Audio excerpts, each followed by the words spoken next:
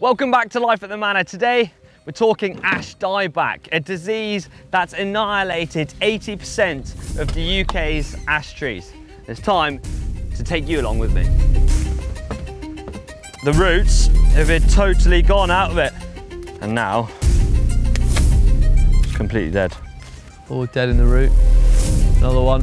They're everywhere, and you kind of don't really know until it's already down, and that's why we've got to take them all out.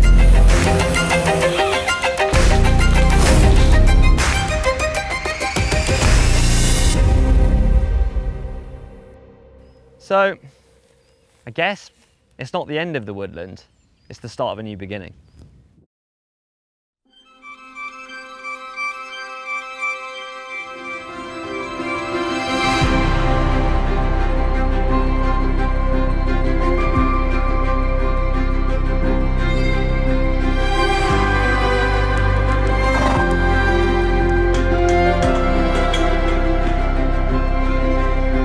You've got more space than you have liquor.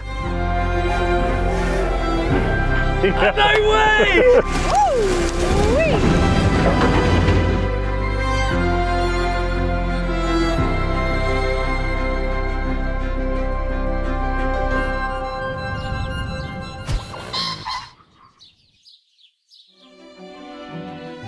Nationwide, across the UK, ash dieback, it's here.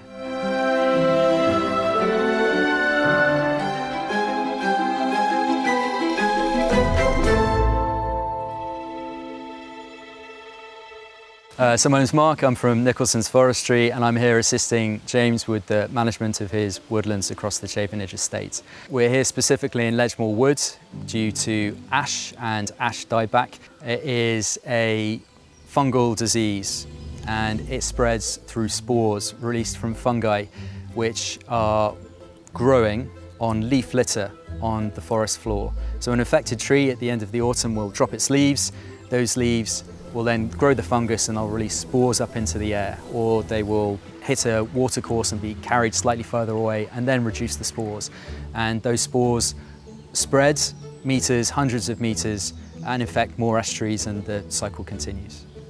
So the fungus, like I said, it clogs up the vascular system, it slows and blocks the flow of water and nutrients, leading to the emblematic, symptomatic dieback that the disease is named after.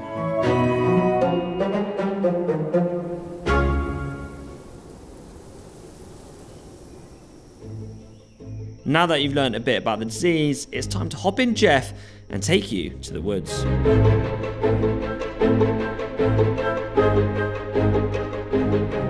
The estate's split up by this concrete road that my grandfather put in way back to be able to access the other side of the estate. And we're heading to one of our biggest woods, known as Keeper's Cottage.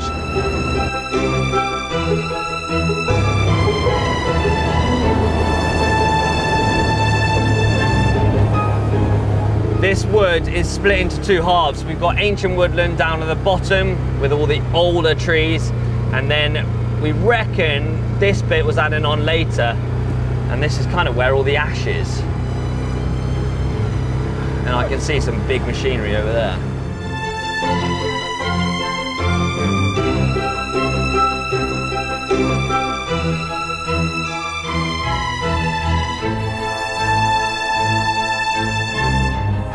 Now, not long ago, this was dense woodland. You would walk through and almost be another world, but now it's completely changed. The whole woodland's changed, and it's all down to ash dieback. You can just see how much ash we've had to take out, pretty much all of it.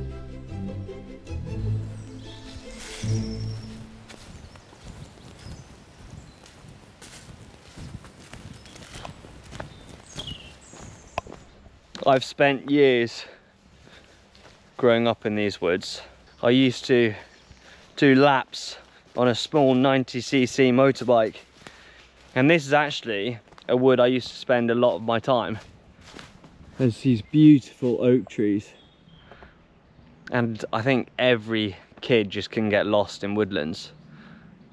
And I tell you what, we've got an absolute duty of care to keep these 200 acres of woodlands. They've got to be healthy, they've got to be full of good trees, and we've got to keep managing them, and that takes time and money and resource. But a big part of managing the estate is looking after these woodlands, and I don't think it's just a duty of care for us as a family. I think it's also just for the Cotswold countryside. But let me tell you, it's not an easy feat, and 200 acres is a hell of a lot of woodland. The question is, what's it all going to look like 100 years from now? That is the question. This is how the woodland used to look, dense and full of life, and now you're seeing a lot of this. Dead trees, especially this one here. This is a classic example of something that's died from ash dieback, and you kind of don't really know until it's already down, and that's why we've got to take them all out. Now, ash dieback is a fungal disease that's spreading across Europe, and it's completely devastating forests and woodlands in the UK area and further afield. And the mad thing is that 80% of ash trees across the UK have got to come out. And back then, they planted a lot of ash.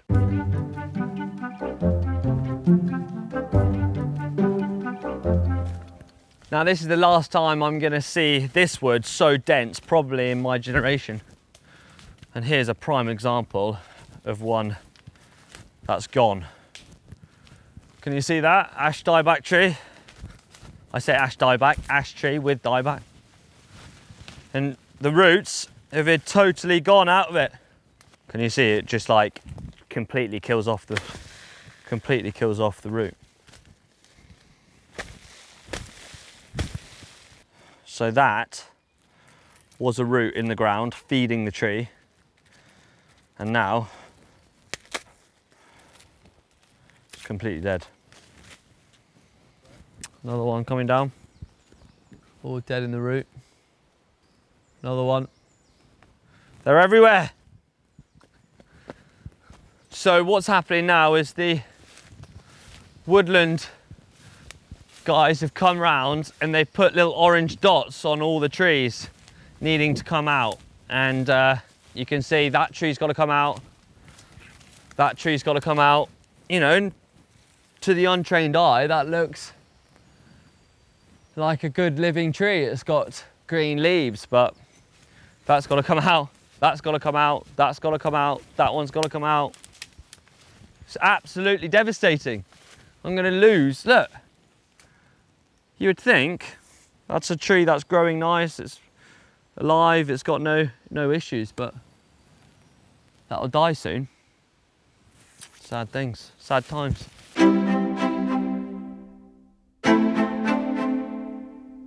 First instance, I was fuming at Dad. I was like, what have you done? What deal have you signed? You're selling all our wood. And the more I learnt about it, and the more I realised that we just actually don't have any choice. It's not Dad, it's not the forestry guys, it's literally ash dieback. That's the biggest problem. And it really is, like, there's nothing worse than seeing something grow for 10, 20, 30, 40, 50, 60, 100 years, and then for no fault of your own, you've got to blooming take it out. And then it just becomes firewood. So, why are we here?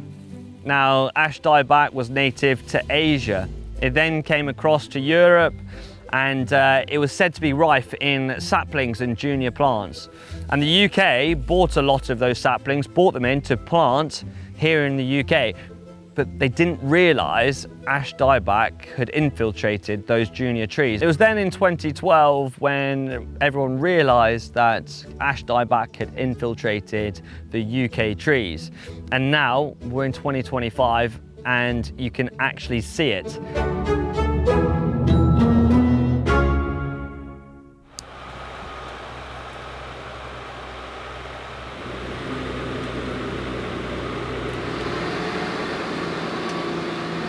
The example here at Ledgemore provides quite a good illustrative example of management versus non-management in a woodland setting. So one of the options that could have been available here would be to leave the ash trees, to exclude the public, exclude gamekeeper from this wood, and over the course of 15, 20 years, just let the ash trees naturally decline, fall apart. You would have a bit of light coming in through the reduced canopy, and in theory, in a few years, you might get some woody shrubs, you might get some natural regeneration of trees, and maybe in 40, 50 years' time, you've got a closed canopy woodland again. That, to me, that approach is fraught with risk, whereas the approach that we're taking, which is a sensible, selective approach, removing the diseased trees, creating coops for reclearing. It's also the site of a conifer plantation on an ancient woodland site. And as part of the same work of removing the ash trees, we're going to be thinning out some of the conifer. We're going to be doing a selective thin of some of the other broadleaf trees more widely in this area. You might be thinking, why are you cutting down non-ash trees as well? Now, in layman's terms, this basically allows for more sunlight to reach the forest floor and encourages plant growth, increasing soil stability and in turn, creating a thriving forest floor. Pretty cool, I know, but how do they cut down so many trees? Well, I caught up with the tree surgeon, Simon, to get a run through of the process. It's a new day. The rain's come, it's quite slippery, but we made it down to Keeper's Cottage or Ledgemore Bottom, where we're doing all the forestry. And luckily, Simon's here, who's been working hard, haven't you, Simon? Yep. He's been putting a lot of work in and...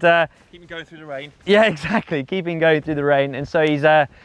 we've come, I thought it'd be the perfect opportunity to get a few words from Simon to figure out what's really going on here. It just like eats trees.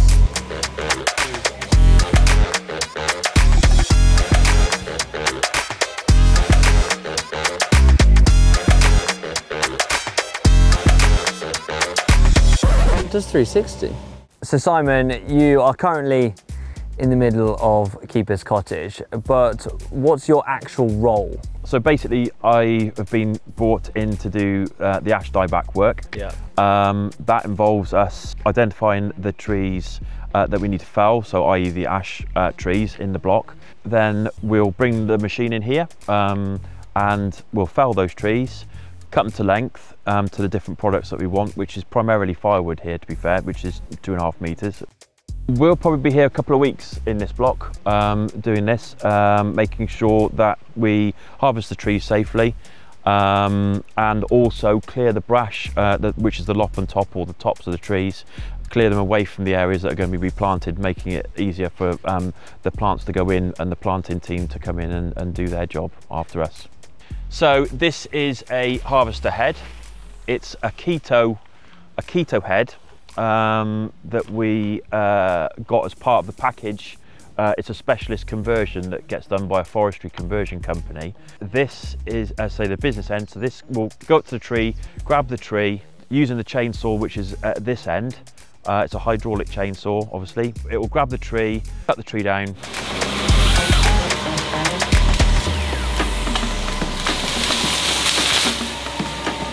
And then delimb the tree, what we call delimb the tree.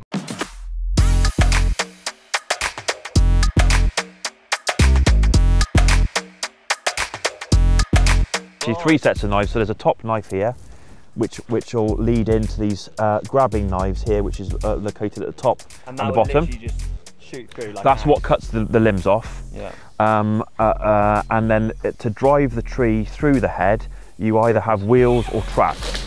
And this one's got tracks, so it's quite good in hardwood because the tracks grip.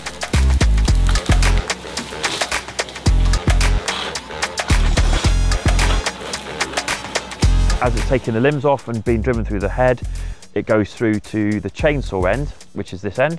That will come down and cut the piece of wood to length.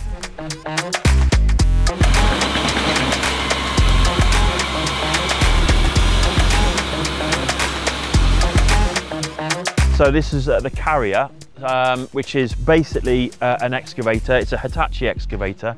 And this is obviously where the cab is, and all the electronics that drive the head and the measuring system are inside the cab.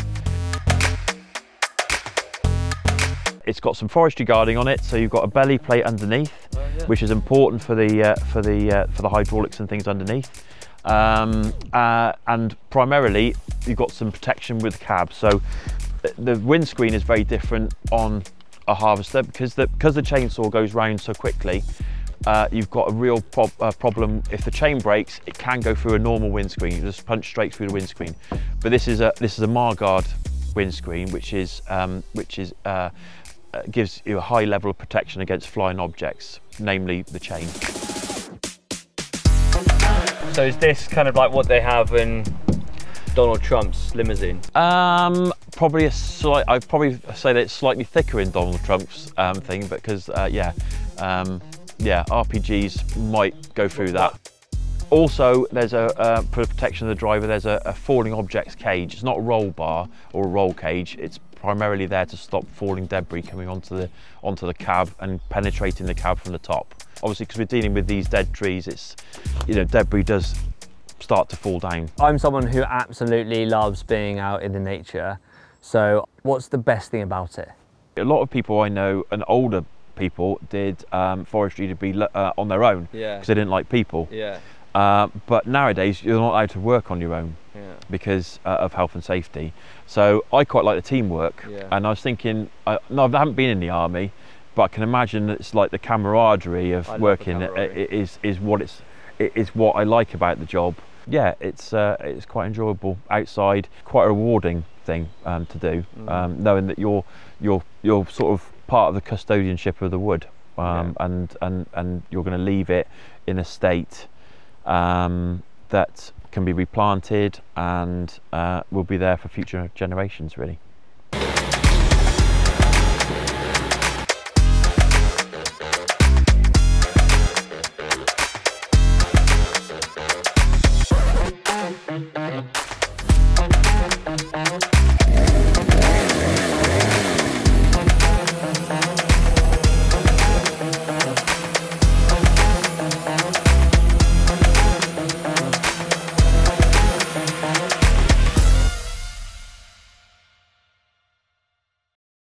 In person, it's actually pretty wild how it works. It's different, yeah. There's so many different processes going on, and it looks like some sort of like dinosaur that comes up and just eats a tree. Yeah, it does. It sounds pretty prehistoric, doesn't it? Yeah, clanking and moving and you know you've been working. You've done 10 minutes and you've literally logged up 2.5 meter length ash tree, which would have taken me an hour on my own. And also I can't move it. Exactly. Presenting it for the forwarder so that the next process is that little bit quicker. So it's as I say, it's a good system. I'm a mix of old-fashioned and new. I quite like being on the chainsaw, so it's not quite as neat as I'd like it to be, but you know, it's quick, and that. Well, this is where I think I can help. I think this is where you might come in. Your new role. This is my new role. Or another new role. I can do the branches. Okay, I've got a Husqvarna 550. You won't be allowed on site unless you have a Husqvarna. No, are you a Husqvarna man? Yeah, it's. I love this. It's the brand to have.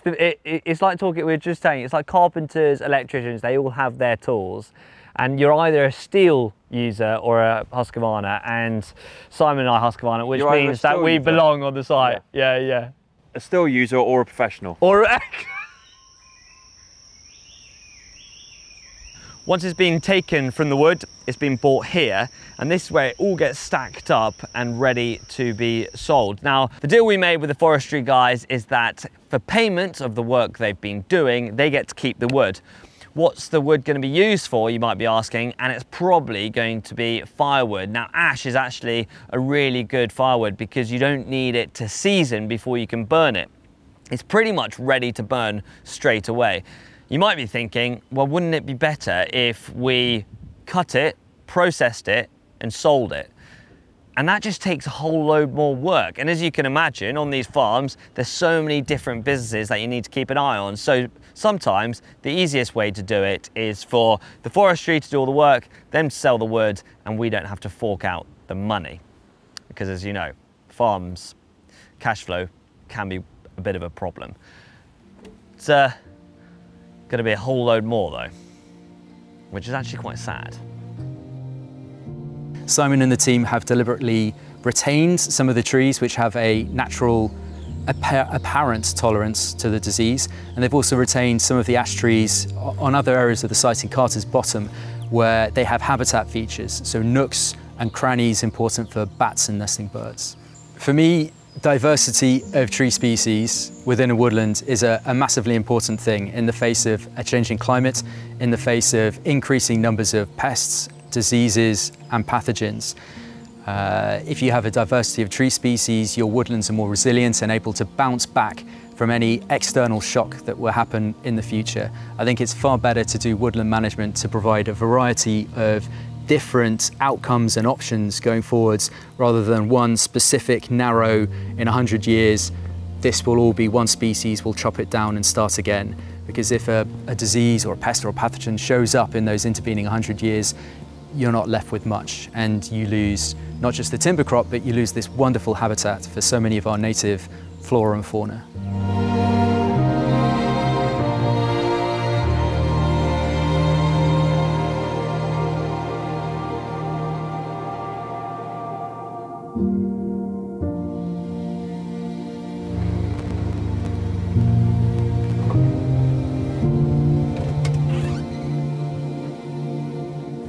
This wood 6 months ago looks like the last wood. It was decimated. We took all the ash out and it looked truly devastating. But now the junior trees are starting to come through with loads of leaf, loads of life.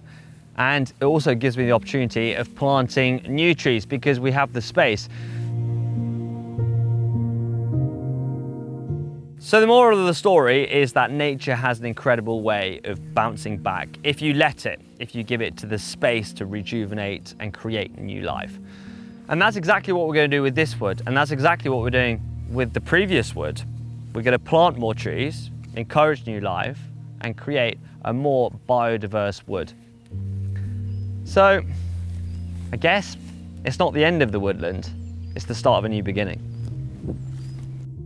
So there you have it, a little bit of an insight into what's going on with our woodlands here in the UK. A little bit of an insight into ash dieback and why we're taking so many trees out, and what the future is. And the future is bright, I promise you that. If you enjoyed this video and you want to see more of this kind of content, you want to see these forests develop, these woodlands grow and become more alive with wildlife, hit that subscribe button. It's totally free and it helps the channel more than you know. If you enjoyed this episode, hit that thumbs up button, and I look forward to seeing you in the next video. Take care.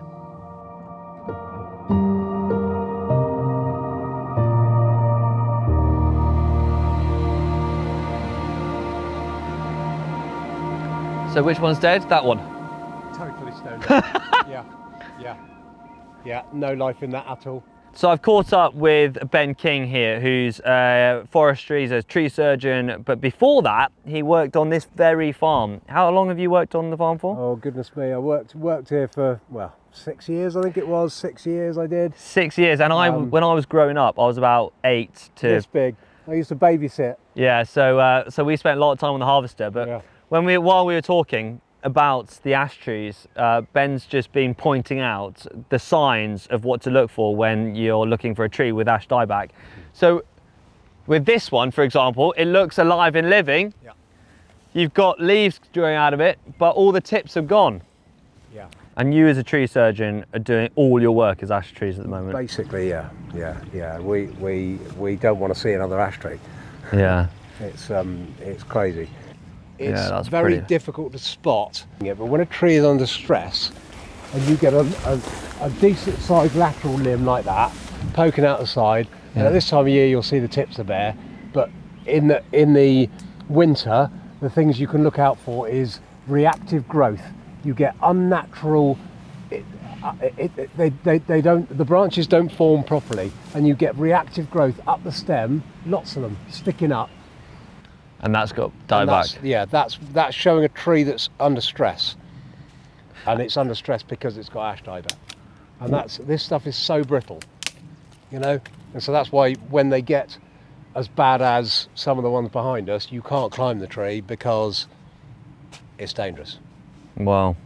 We've had cases where people have been felling trees from the ground, and as you're banging wedges in behind to fell the tree over, there's limbs, massive limbs falling out of the tree. Yeah, just the shock of the tree as you're driving a wedge in behind to fell it the right way.